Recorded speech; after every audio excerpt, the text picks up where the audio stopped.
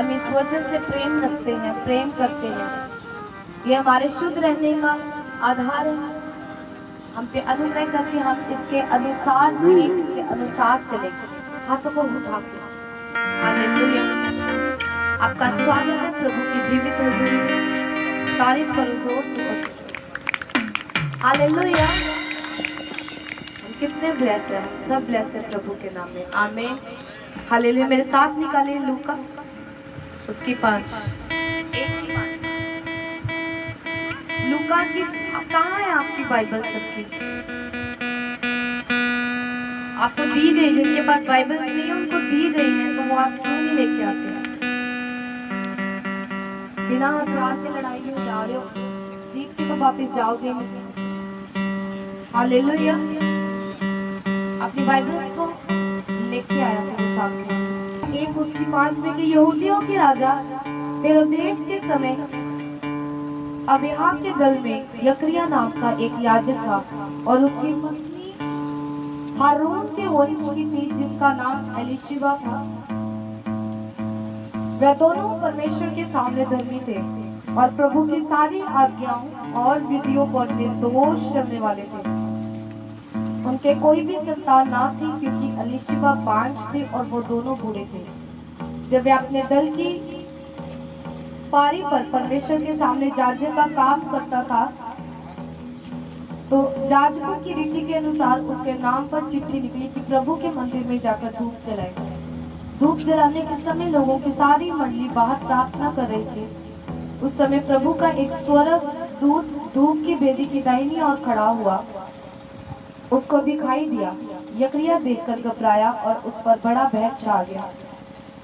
परंतु स्वर्गदूत ने उससे कहा, हे जकरिया, भयभीत न हो, क्योंकि तेरी प्रार्थना सुन ली गई है और तेरी पत्नी एलीशिबा से तेरे लिए एक पुत्र उत्पन्न होगा और तू उसका नाम यूहन्ना रखना। तुझे आनंद और हर्ष होगा और बहुत लोग उसके जन्म के कारण आनंदित होंगे क्योंकि वह प्रभु के सामने महान होगा। और दाख और मदिरा कभी न पिएगा, दाखरस और मदिरा कभी न पिएगा और अपनी माता के गर्भ से ही पवित्र आत्मा से परिपूर्ण होके जाएगा और इस्राएलियों में से बहुतेरों को उनके प्रभु परमेश्वर की ओर फेरेगा। वे एलिया की आत्मा और सामर्थ में होकर उसके आगे आगे चलेगा कि पितरों का मन बाल बच्चों की ओर फेर दे और आज्ञा ना मानने वालों को धर्मियों की समझ पर लाए और प्रभु के लिए एक योग्य प्रजा तैयार करे। 18 में लिखा कि यकरिया ने स्वर्गदूत से पूछा, ये मैं कैसे जानूं क्योंकि मैं तो बूढ़ा हूँ और मेरी पत्नी भी बूढ़ी हो गई है। स्वर्गदूत ने उसको उत्तर दिया, मैं जिब्राइल हूँ जो परमेश्वर के सामने खड़ा रहता हूँ। मैं तुझसे बातें करने और तुझे यह सुसमाचार सुनाने को भेजा गया हूँ। देख, जिस दिन तक ये बातें पूरी ना हो ले उस दिन तक तू मौन रहेगा और बोल ना सकेगा, इसलिए कि तूने मेरी बातों को जो उस समय अपने समय पर पूरी होंगी प्रतीत ना की। लोग यकरिया की बाट जोते रहे।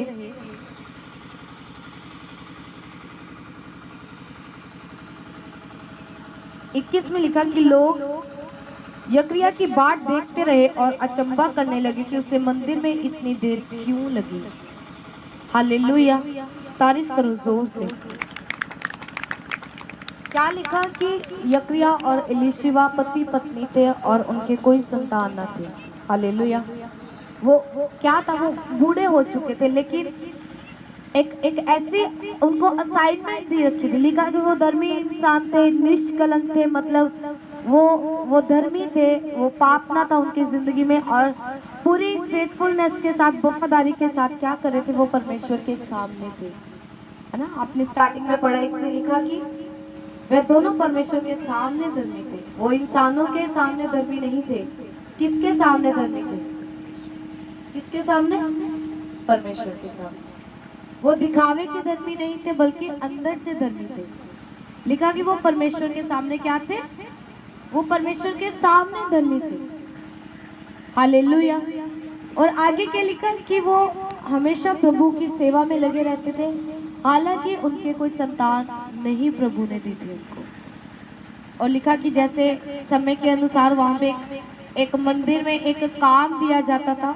ये चाइल्ड था, एक बुलाहट से भरा हुआ एक बच्चा उनको परमेश्वर देने वाला था। हालेलुया।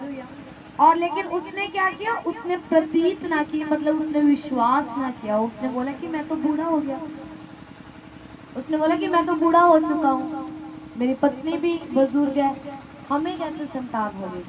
लेकिन उसने फिर क्या किया, क्लैरिफाई किया कि मैं कौन हूँ। जो स्वर्गदूत उसके सामने था, उसने क्लैरिफाई किया कि मैं वो स्वर्गदूत हूँ जो प्रभु के सामने खड़ा रहता हूँ। मैं जिब्राइल हूँ। उसका नाम क्या है? जिब्राइल, जो प्रभु के मैसेजेस को प्रभु के दासों के पास लेके जाते हैं। कहते मैं वो हूँ। तो मैं, मतलब उसने क्लैरिफाई किया कि मैं झूठ नहीं बोल सकता, मतलब ये प्रभु की ओर से है। लेकिन उसे मौन कर दिया गया क्योंकि उसने एक विश्वास नहीं किया था। और लिखा कि जो लोग बाहर थे, उनको पता था जब मंदिर में कोई धूप जलाने जाता था, बाकी लोग बाहर रहते थे, वेट करते थे। और उन्होंने क्या किया, इंतजार किया। और लिखा वो बाट को देखते रहे, वो यकरिया को वेट करते रहे। लेकिन वहां पे क्या हो रहा था, देर लग रही थी। पड़ोसी से बोलो, देर लग रही थी। उसे बाहर आने के लिए क्या लग रही थी, क्या लग रही थी? पंजाबी से बोलो, देर होता पंजाबी। हाँ, देर, समय लग रही थी, बात आ रही है ना। तो क्या समझे यहाँ से आप, मुझे बताओ। आज मैं देखती हूँ आपको प्रभु के भेद समझने आते हैं कि नहीं आते? अब भेद है इसमें बहुत बड़ा है, तो 10-15 भेद छिपे हुए हैं। इतना सामान्य में हर भेद को, हर भेद यहाँ पे प्रभु का बताऊंगी तो आप कंफ्यूज हो जाए। मैं एक भेद के बारे में बात करूंगी, एक ही रेवलेशन देने। बताओ क्या रेवलेशन दिया प्रभु ने इसमें, क्या भेद दिया, क्या छिपा है मैसेज। समझना पड़ता है, डायरेक्ट प्रभु काम नहीं करता, वो समझना पड़ता। बताओ इसको माइक से, हाँ ऊंचा करो। क्या है, देर लग रही थी कि नहीं लग रही थी? लग रही थी। कितने टाइम से वो अंदर गया था, इतनी देर। तो आज अगर आपकी जिंदगियों में देर हो रही तो क्यों हो रही है? माइक से उसका क्या कर रहे थे, इंतजार कर लेके लौटेंगे। हालेलुया। क्योंकि अंदर क्या हो रहा था, यकरिया को परमेश्वर सबसे बड़े चमत्कार के लिए तैयार कर रहा था। हालेलुया। सरदार जी की समझ आ रही कि नहीं आ रही? समझ आ रही है? अगर आपकी जिंदगी में देर हो रही है तो इसका मतलब परमेश्वर सबसे बड़ा चमत्कार देने के लिए आपको तैयार कर रहा है अंदर अंदर। हालेलुया। लोग केवल आपको ये देख रहे हैं कि असाइनमेंट आप पूरी कर रहे हो, जो काम प्रभु ने आपको दिया आप उससे पूरा कर रहे हो। लेकिन आपको नहीं पता, जब आप बाहर लौट के लोगों के बीच में आएंगे तो आपका सबसे बड़ा चमत्कार आपके पास होगा। हालेलुया। तारीफ करो जोर से परमेश्वर। यकरिया और एलीशिबा का सबसे बड़ा चमत्कार क्या था? बच्चा। वो आम बच्चा थोड़ी ना था, वो आम बच्चे की तैयारी नहीं थी, वो उस बच्चे की तैयारी थी जिसने यीशु मसीह को बपतिस्मा दिया। यूहन्ना कौन था?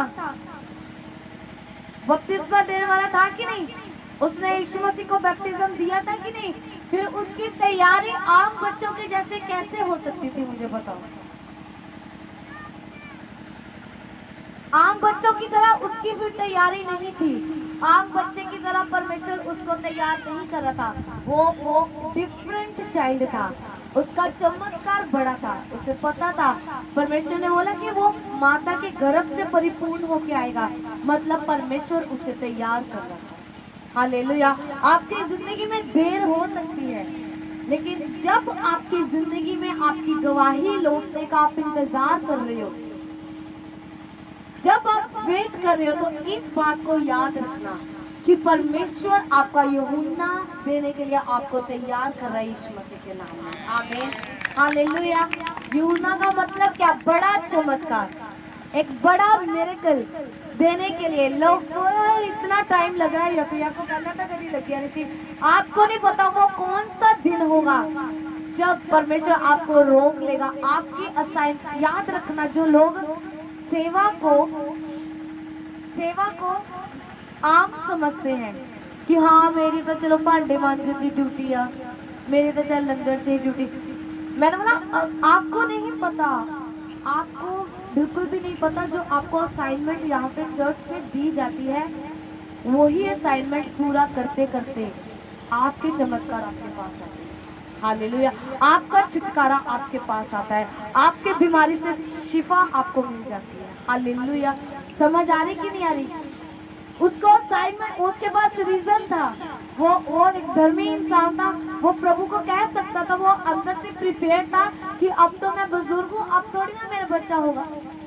लेकिन फिर भी जब उसके नाम की चिट्ठी निकली, फिर भी वो धूप जलाने का काम करता रहा। हालेलुया, फिर भी वो क्या कर रहा था? धूप जला रहा था। मतलब जो असाइनमेंट, जो तोड़ा उसे दिया गया था, उसने वो क्या किया? उसे पूरा कर रहा था, वो बिना कंप्लेंट के। अगर वो कंप्लेंट करने वाला इंसान होता, जब उसके नाम की चिट्ठी निकली, वो परमेश्वर से, जब उन लोगों से कह सकता था मैं क्यों करा, मुझे क्या जरूरत है, मुझे तो प्रभु ने संतान दी। समझ आ रही कि नहीं आ रही? मैंने तो कोई संतान नहीं दी, मैं कैसे करूं? लेकिन वो जो भी काम उसे दिया गया था, वो उसके साथ क्या था? वो उसके साथ वफादार था, चाहे वो धूप जलाने का काम ही क्यों न था। अब मुझे बताओ, अब कहाँ पे उसको स्वर्गदूत मिला? भवन में खड़ा हो के तो नहीं मिला कि मिल गया, वहां पे नहीं मिला। जो असाइनमेंट उसे दी गई थी, जो तोड़ा उसे दिया गया था, जो काम उसे दिया गया था, उसे पूरा करते करते स्वर्गदूत उसके सामने आया और उसकी गवाही उसे सौंप के गया। हालेलुया, तारीफ करो परमेश्वर की। इसीलिए कोई भी काम प्रभु के घर में, आपको अगर प्रभु का अगुआ कोई आपको असाइनमेंट दे, अगर मैं बोलूँ ये आपकी असाइनमेंट है, आपको अंदर उसी असाइनमेंट के अंदर आपकी प्रार्थना का उत्तर छिपा हुआ है। उसी असाइनमेंट की वफादारी के साथ, उसी असाइनमेंट के साथ आपको फेथफुल रहना है, उसी असाइनमेंट के साथ आपको वफादार रहना है, तब तक जब तक आपको जिब्राइल नजर ना आए। हालेलुया, समझ आ रही कि नहीं आ रही? किन्हीं को समझ आ रही है? तारीफ करो एक बार। अगर वेट हो रही है तो मतलब चमत्कार तैयार हो रहा है। हालेलुया, यूहन्ना कोई आम बच्चा नहीं था, वो कहाँ से उत्पन्न हुआ? एक धर्मी माता पिता की संतान थी वो। पहले उसके माता पिता धर्मी थे, इसीलिए यूहन्ना आया। वो वफादार थे प्रभु के साथ। लिखा कि वो उनके संतान ना थी, लेकिन फिर भी वो प्रभु के साथ वफादार थे। अगर आप मुंह से परमेश्वर से बोलो कि प्रभु मैं तेरे नाल प्यार करता, प्रभु मैं तेरे नाल इतना, लेकिन आपको पता है अगर किसी के प्यार को जांचना हो, कहते बच्चों की वफादारी को पता चलती, पता माता पिता की के बुढ़ापे में। अगर बच्चों को जांचना हो, लड़कों लड़कियों को जांचना हो, तो बुजुर्ग अवस्था में उसे जांच लो, ये असली सी के नकली सी, प्यार असली सी नकली। अगर बीवी को जांचना हो, कब जांचना होता है? जब पति के पास पैसा ना हो, पत्नी को तब जांच, क्या वो फिर भी वफादार है अपने पति के साथ। समझ आ रही कि नहीं आ रही? किसको समझ आ रही है? मतलब तब वफादारी नहीं जब सब कुछ आपको मिलता हो, वो प्रेम नहीं, जब सब कुछ आपको मिले और आप बोले कि प्रभु मैं आपसे प्रेम करता हूँ। प्रेम वो सच्चा है जब आपकी प्रार्थनाओं के उत्तर ना भी आए, लेकिन फिर भी आप वफादार हो। जब परमेश्वर आपकी ना भी सुने, फिर भी भवन में आना। परमेश्वर आपको चंगा ना भी करे, फिर भी परमेश्वर का धन्यवाद करना। ये असली प्रेम है परमेश्वर के साथ। हालेलुया, समझ आ रही कि नहीं आ रही? अगर वो धर्मी इंसान थे, उन्होंने एक बीज को बोया था अपनी सेवा के साथ, वो परमेश्वर के सामने धर्मी थे, वो लोगों के सामने धर्मी नहीं थे। आजकल बहुत लोग दिखावे के धर्मी बहुत है। हमें प्रभु को जीवित दिखाना है। आज अधिकतर मसीह लोगों ने उसको कब्र में ही दफना के रखा हुआ है, जल्दी पट्टी पुट्टी ला के रखा है, सुरक्षित है, बाहर ना आ रहे ना। उनकी जिंदगियों में वो मुर्दा ही नजर आएगा लोगों को। जब आप प्रभु के वचन के ऊपर नहीं चलोगे तो यीशु मसीह उनके लिए मुर्दा ही लगे, वो कभी नहीं जी उठेगा। वो जी उठना हमें दिखाना है प्रभु को। समझ आ रही कि नहीं आ रही? हमें लोगों के बीच में उसे जीवित करना है अपने कामों के द्वारा, अपनी सामर्थ के द्वारा। हमें परमेश्वर से सामर्थ को मांगना है, हमें परमेश्वर से उसके दानों वरदानों को मांगना है। हमें बाहर जाना है लोगों को दिखाने के लिए कि हाँ, हमारा परमेश्वर एक जीवित परमेश्वर है, वो मुर्दा परमेश्वर नहीं है। आज भी वो कार्य करता है, आज भी। तारीफ करो जोर। समझ आ रही कि नहीं आ रही? कितनों को समझ आ रही है? अगर आपकी जिंदगी में वेट हो रही है, अगर आपकी जिंदगी में आप इंतजार कर करके थक चुके हो, तो डोंट वरी, आपका समय आएगा। आपको नहीं पता टेंट लगाते लगाते कब आपको गुड न्यूज की कॉल आ जाए। आपको नहीं पता, दरी बिछाते बिछाते पुलपिट की चादर सिलते सिलते आपको गुड न्यूज मिल जाएगा। परमेश्वर के काम करने का तरीका बहुत डिफरेंट है। वो तुरंत करता है, बोलो तुरंत कर। जब कभी भी प्रभु ने कोई काम किया, वो तुरंत किया, एकदम से। हालेलुया। समझ आ रही कि नहीं आ रही? अगर वेट हो रही है तो मतलब कुछ ग्रेट हो रहा है आपके साथ। अगर वेट हो रहा है तो कुछ ग्रेट हो रहा है। हालेलुया, तारीफ करो प्रभु की। इसीलिए जब आपकी प्रार्थनाओं की देरी हो जाए तो चिंता नहीं करनी। हालेलुया, इस बात को याद रखना है कि प्रभु मुझे बना रहा है। परमेश्वर अपने अपने रीति से कार्य करता है। हालेलुया, परमेश्वर को अपनी रीति से काम करना होता है, वो एक दूसरे की रीति से काम नहीं करता। हालेलुया, आप परमेश्वर को नहीं बता सकते कि आपके लिए क्या अच्छा है क्या बुरा है। आप प्रभु को नहीं बता सकते। समझ आ रही कि नहीं आ रही? परमेश्वर जानते हैं कि आपके लिए क्या अच्छा है क्या नहीं, कितना समय लगेगा आपकी गवाही को। हालेलुया। कितनों को मेरे आत्मिक जो ग्रैंडफादर है, आत्मिक जो मेरे आत्मिक पिता के पिता है, मतलब हमारे आत्मिक दादाजी, वो अभी इस दुनिया में है तो नहीं, वो कुछ महीने पहले प्रभु के पास चले गए। वो टीवी जोशुआ जी की बात में आपको पता उनकी वो 11 महीने की प्रेगनेंसी के बाद पैदा हुई। 11 नॉर्मल प्रेगनेंसी के जो महीने होते हैं वो 9 महीने होते हैं, लेकिन वो 11 महीने। हालेलुया। जब उनकी माता डॉक्टर के पास गई, भाई 9 महीने मेरे पूरे हो गए, मेरी डिलीवरी नहीं हो रही, मेरा बच्चा अभी तक आया भी बाहर भी, ऐसा क्या है? डॉक्टर से पूछा तो उन्होंने बोला कि डोंट वरी। वो चिंता में थी उनकी माता की भी, ऐसा कैसे? नॉर्मल टाइम पीरियड कितना होता है? नॉर्मल टाइम पीरियड 9 महीने का था। 9 निकल गए, 10 निकल गया, 11 निकल गया। डॉक्टर के पास गए, डॉक्टर ने बोला कोई बात नहीं, वेट करते हैं। और जब उन्होंने अपने पास्टर से बात की तो पास्टर को परमेश्वर ने बताया, प्रभु ने बोला कि मैं अपनी रीति से इसे तैयार करूँ। हालेलुया, इसीलिए सवाल लग रहा है। हालेलुया, जब परमेश्वर कहता मैं अपनी रीति से इसे तैयार करा। हालेलुया, मतलब परमेश्वर जब अपनी रीति से कार्य करे तो समय लगता है। जब प्रभु अपने तरीके दे नाल, इसलिए उन काम करन दिया करो, काली ना पाया करो। प्रभु होने ही दे, होने ही का। उससे बोलो प्रभु जितना टाइम तू लेना चाहता है तू ले, लेकिन परफेक्ट होना चाहिए। मेरी गवाही परफेक्ट होनी चाहिए। हालेलुया, परमेश्वर को जल्दबाजी मत दिखाया करो, उतावलापन प्रभु को मत दिखाया करो। उतावलेपन में क्या होता है आपको पता? निराशा आती है। उतावलापन हमेशा निराशा को लेके आता है। जब उतावलापन मन में आता है, हमें पता है वो उतावलापन तो हमारे मन में है, लेकिन प्रभु तो अपने समय से काम करेगा, आपके समय से काम करता है, वो अपने तरीके से काम करता है। अगर आपकी जिंदगी में वेट हो रही है, इंतजार हो रहा है, तो मतलब आपकी बड़ी गवाही बन रही है यीशु मसीह के सामर्थ्य नाम। आमीन। क्या हो रहा है? आपकी गवाही बन रही है। चिंता नहीं करनी, वफादार रहना है अपनी असाइनमेंट के साथ। हालेलुया।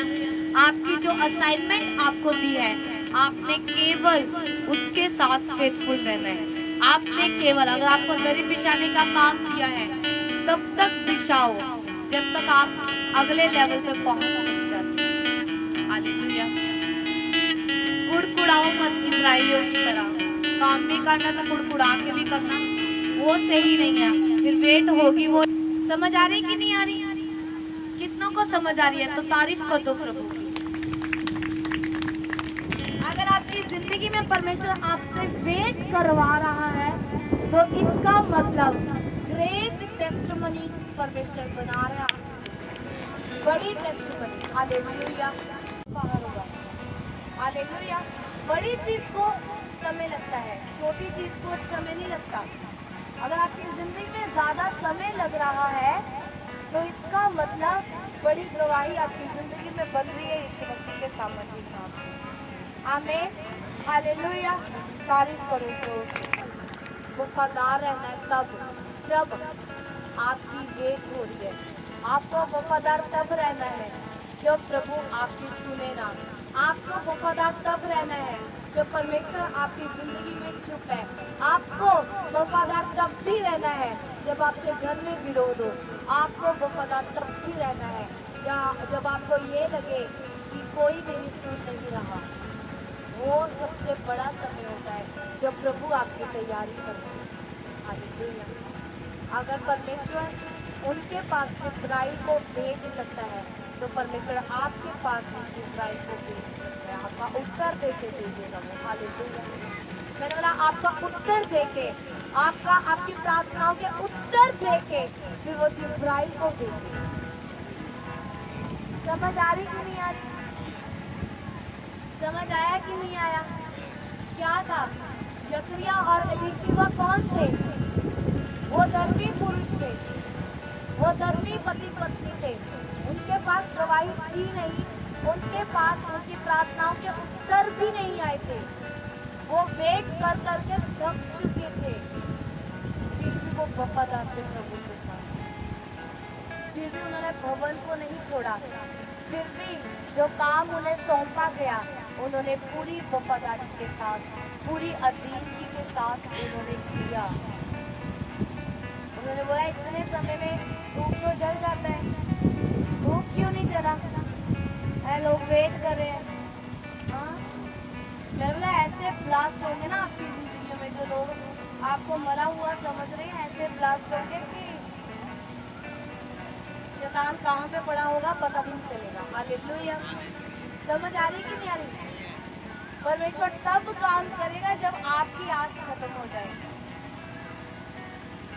प्रभु ऐसे काम करता है जब एंडला एक होना आखिरी साह रहना ना आप। हाँ, और आखिरी साह वो नहीं होता था, तब प्रभु करता है।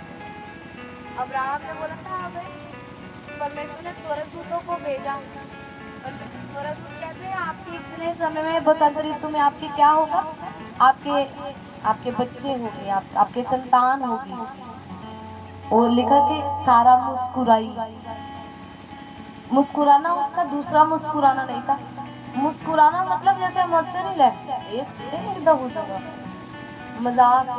मजाक समझा, ये तो मजाक कर रहे हैं, ऐसे कैसे हो सकता है? मैं 90 साल की, घर वाला 100 साल का, मैडिकली असी कैपेबल ही नहीं है काम करने दे।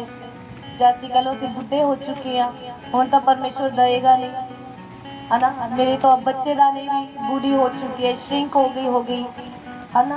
अब तो वो बच्चा कैरी करने के लिए भी काबिल नहीं। इसलिए हंसी थी वो, क्योंकि उसका एंड था, वो एंड पॉइंट था। मतलब ये उसके हंसना ये बता रहा था कि अब उसकी आस खत्म हो गई थी, अब उसको चाहिए नहीं था। ठीक है, जो हुआ वो ठीक है, प्रभु मैं ठीक हूँ बस। लेकिन वो वफादार थे प्रभु के साथ। और परमेश्वर तब देता है जब आपकी आस खत्म हो जाए। क्योंकि अगर एक दुकान वाला टूटा फूटा मोबाइल लॉन्च नहीं करता तो परमेश्वर भी पहले अच्छे से आपको अच्छे से हिला के देखेगा कि अगर मैं इसे ना दूं क्या फिर भी मैं वफादार है मेरे साथ। अगर इसे मैं 2 साल और वेट करवाऊं क्या फिर भी मेरे भवन में ऐसे ही जाएगा। अगर मैं इसे 4 साल वेट करवाऊं क्या फिर भी ये ऐसे ही दरी बिछाएगा जैसे ये पहले दिन बिछाता था, उसी प्रेम के साथ, उसी नम्रता के साथ, उसी आदर और सम्मान के साथ। प्रभु देखता है इन चीजों को। प्रभु आपकी एक कल हम छत पे खड़े थे, आपको पता प्रभु का आत्मा कभी भी बात कर सकते हैं आपके साथ, कभी भी किसी रवि। कल मैं 1 हफ्ते से घर में थी, छत पे खड़े और हमारा जो लास्ट मंजिल है वो तीसरी मंजिल पे हम खड़े थे और मैं दूसरे घर में ऐसे देख रही, नीचे एक लड़का आया, उसे नहीं पता हम उसे देख रहे हैं, हम दोनों पे, और वो नीचे देख रहा, पता नहीं किसे ढूंढ रहा था। तो तभी प्रभु का आत्मा उससे बात करा कि उसे नहीं पता हम ऊपर। मैं कहा हम भी लोग भी जब गुनाह करते होंगे ऐसे ऐसे देखते होंगे ना, उनको नहीं पता, वो सब तरफ देखेंगे लेकिन उसने ऊपर नहीं देखा। मैंने बोला हम हंस रहे थे, मैं क्या अच्छी सामने से प्रभु इतने देखता होगा, होता है ऐसे ना, प्रभु ऐसे ऐसे देखता होगा, जानता होगा हमारे ऊपर। हमें तो लगता है कि हम जब दरी भी बिछाते ना प्रभु देखता है आपको। समझ आ रही कहते तो कंधे नो प्रॉब्लम, प्रभु देखता है आपको, है ना। इतनी दूर से अगर आप आ रहे हो, कैसे आ रहे हो, गर्मी में आ रहे हो, प्यास लग रही, प्रभु देखते हैं, नोट कर रहे हैं, आपकी वफादारी चेक हो रही है, आपकी फेथफुलनेस चेक हो रही है। आपको प्रभु अलग से थोड़ी ना कहने आएगा। आपको पता है जो कई लोगों के मुंह से मैंने ये सुना है, प्रभु तो जानता ही है, कोई कुछ भी करे प्रभु तो जानता, अगर पास्टर ने कुछ करे प्रभु को पता नहीं। प्रभु अलग से कहने नहीं आएगा, प्रभु आपकी वफादारी आपके चर्च से चेक करेगा, प्रभु स्वर्ग से चेक नहीं करेगा।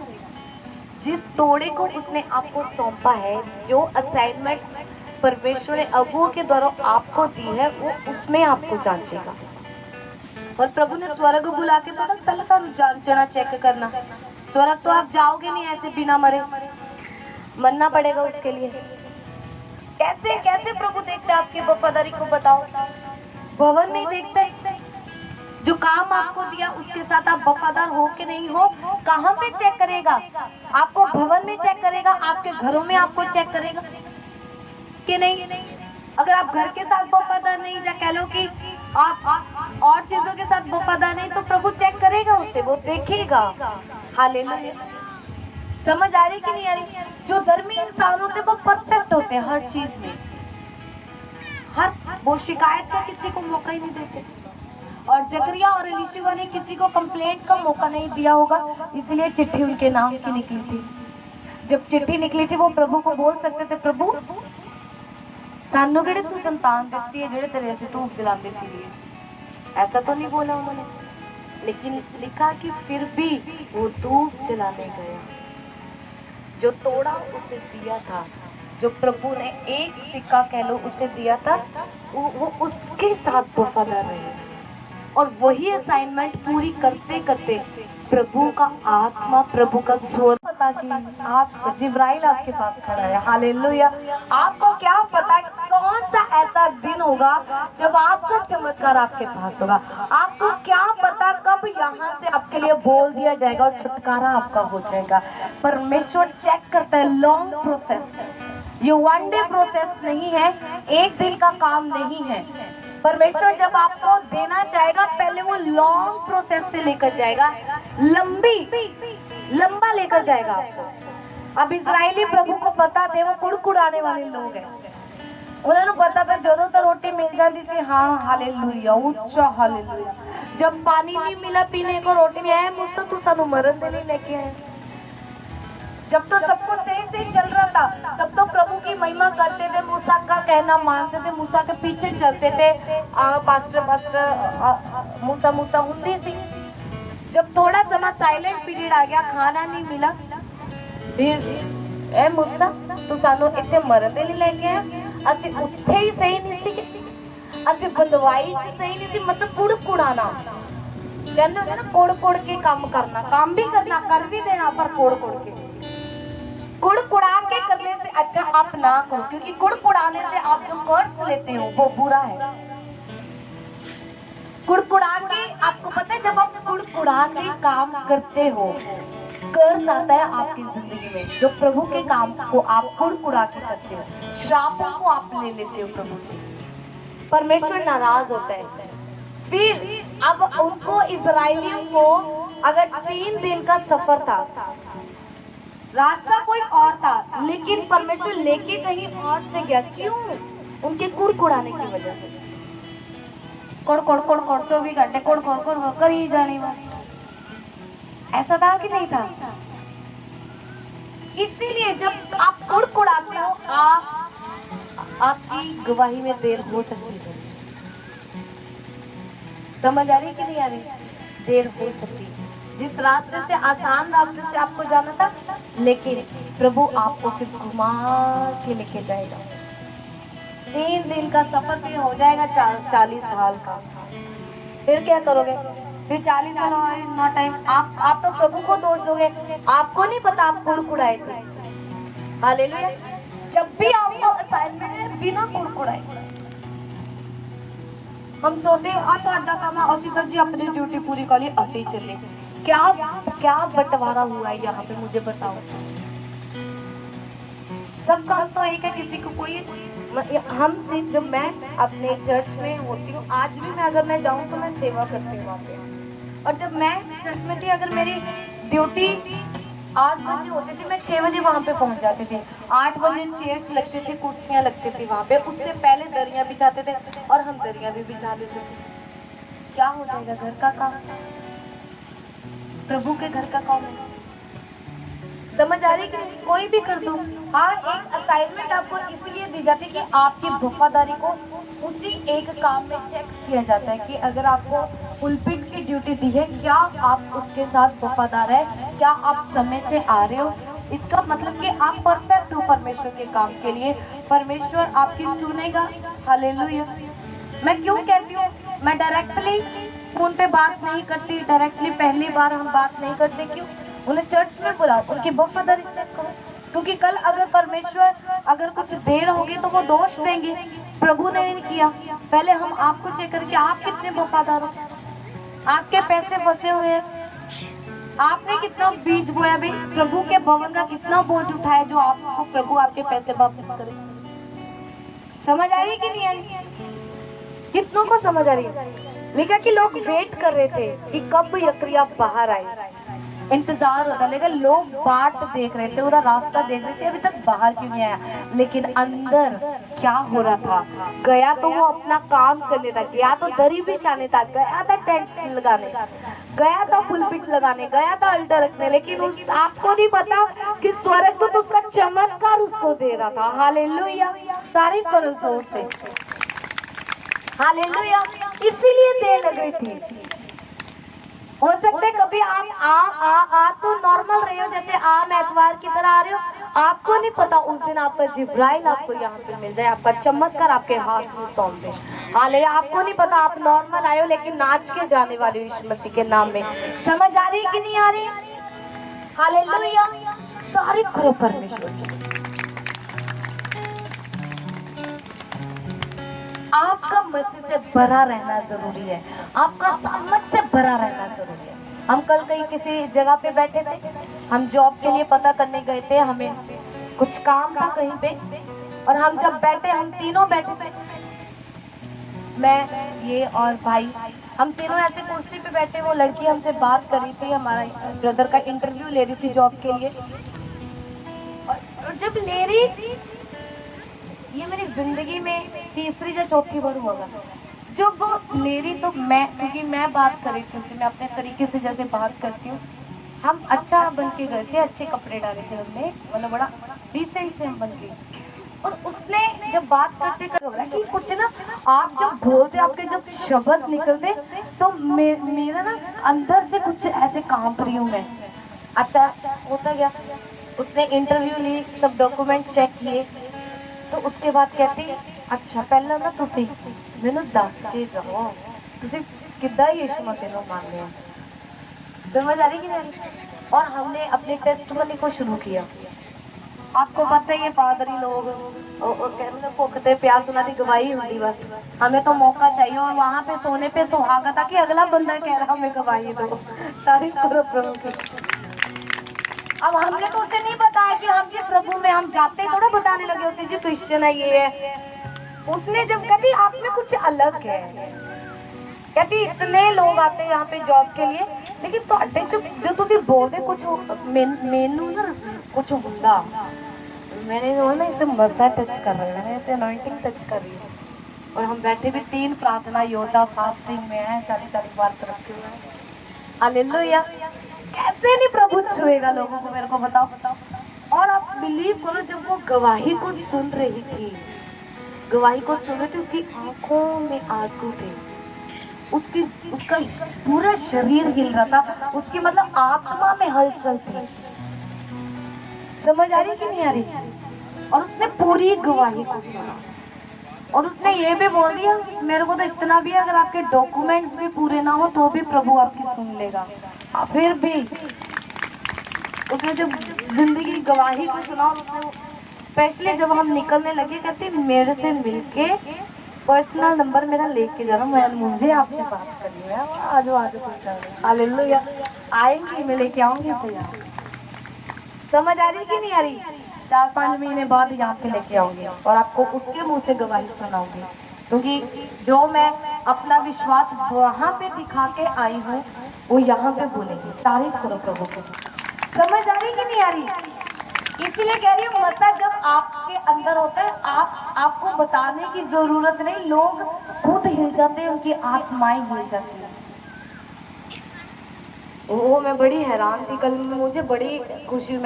मैंने इन्हें बोला, मैं कि जब भी हम कहीं जाएं वहीं पे चर्च खुल जाता है, वो चर्च ही था। हालेलुया। हम जहाँ पे आधा घंटा इंटरव्यू था, हमारे 2 घंटे लगे, हमें चाय पिला के उन्होंने भेजा। तारीफ करो प्रभु की। समझ आ रही कि नहीं आ रही? आपका प्रभु में किया गया काम व्यर्थ नहीं है। आप सामर्थ से भर के जाते हो, जाओ बैठो अन्य जाति में। आपको बताने की जरूरत नहीं पड़ेगी आप किसकी संतान, आप कहां से आए हो, आप क्या करते हो। आप वर्ड्स बोलेंगे, उनकी आत्माएं छुए जाएंगे यीशु मसीह के नाम में। आमीन, हालेलुया। इसीलिए मैं कहती हूँ आपका आत्मा में, आपका सामर्थ्य में बनना जरूरी है। यीशु मसीह को सदा जीवित रखो अपनी जिंदगी में, उसे मरा हुआ मत बनाओ, जीवित रखो अपने शब्दों में, अपनी जिंदगी में, अपने परिवार में। हालेलुया। और सबसे बड़ी बात जो प्रभु मुझे नहीं पता, किसी दास या दासी ने बताई होगी, अपने घर को हमेशा ऐसे रखो जैसे स्वर्ग हो। मैं अपने घर में परसों बैठी थी तो मुझे प्रभु मुझसे बात कर रहा था। मैंने इनको बोला कि नीचे वाले पोर्शन को छोड़ के ऊपर शिफ्ट हो जाओ। हमारे 2 जो ऊपर वाला हमारा पोर्शन है वो मुझे ऐसा लग रहा था कि प्रभु ने इतना बड़ा ब्लेस किया है हमें, और फिर भी पुरानी चीज में क्यों घुसे जा रहे हैं हम। वही पुराने कमरे में, अगर पुरानों में बैठते तो नया प्रभु ने क्यों दिया। मैं जब बैठी थी तो प्रभु का आत्मा मुझसे बात करा, प्रभु कहता ब्लेसिंग्स तो हैं। कई बार क्या होता है आपकी जिंदगी में प्रभु ने ब्लेसिंग तो दी होती, लेकिन आप उसका यूज नहीं कर पाते। ये कर्ज है, ये श्राप है। आपको पता है? समझ आ रही है नहीं मैं बात की? आपके घर में एसी तो लगा है, लेकिन आप उसका इस्तेमाल नहीं कर पाते, ये श्राप है। आपके घर में गाड़ियां खड़ी हैं, लेकिन आप उसकी इस्तेमाल नहीं कर पा रही, इसके पीछे एक श्राप है। ये प्रभु कल रात भी जब मैं प्रार्थना में थी, ऊपर बैठी मैं घूमी, मेरे माइंड में प्रभु बार बार इन चीजों को डाल रहा है कि अगर आपके घर में चीजें आप यूज नहीं कर पा रहे, ये कर्स है, आपको इसको तोड़ने की जरूरत है। मैंने अपने परिवार से बात की कि आपको ऊपर शिफ्ट करना है, आपको नए घर में शिफ्ट करना है। उनसे ऐसा सजाना है, गुलदस्तों से, गमलों से, ऐसा प्लान से सजाओ कि आप कोई एंटर करे तो उनको प्रभु की प्रेजेंस फील हो। समझ आ रही कि नहीं आ रही? ये सबके लिए है। एक प्रभु के दास है, उन्होंने बोला कि जब मैं सोता हूँ या उठता हूँ मैं रोज चादर चेंज करता हूँ, रोज अपने कमरे। यानी मेरी पत्नी कहती की लगे रहते हो तुम, नहीं समझ। कहते इसलिए क्योंकि एंजल्स यहाँ पे आते हैं। कहता स्वर्गदूत आते हैं और प्रभु के स्वर्गदूत गंदे स्थान पे नहीं रहते। प्रभु का आत्मा गंदे स्थान में नहीं होता, वो साफ सुथरे स्थान पे। समझ आ रही? अपने घर को अच्छा रखो हमेशा। सबके लिए मैं बोल रही हूँ, मैंने भी ये बात को सीखी, मैं भी ऐसे ही करूँगी। हमारे पास कभी कभी टाइम नहीं होता, हमारे तो ऐसा ही सुसमाचार करने के लिए तो मैंने पोछा ही नहीं लगता।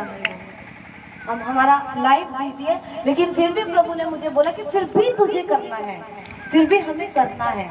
रोज ऐसे चलना है कि आज प्रभु का आत्मा मेरे घर में आने वाला है। रोज ऐसे सफाई करो, रोज ऐसे घर को बनाओ, रोज ऐसे कि 24 घंटे आपके घर में वर्शिप सॉन्ग लगे हुए। रोज ऐसा प्रेजेंस का माहौल बनाओ। वो कर्ज टूटेंगे, देखना आपकी जो आपकी चीजों का आप इस्तेमाल नहीं कर पा रहे, गरीबी की वजह से, पैसे की कमी की वजह से, आप देखना आप यहाँ पे खड़े होकर गवाही देने वाले हो कि जब से हमने इस बात को फॉलो किया हम उन चीजों को कर पा रहे हैं। गंदगी नरक में होती है, स्वर्ग में नहीं होती। चर्च को साफ रखो, ये दरिया साफ रखो, टेंट साफ रखो, हर चीज साफ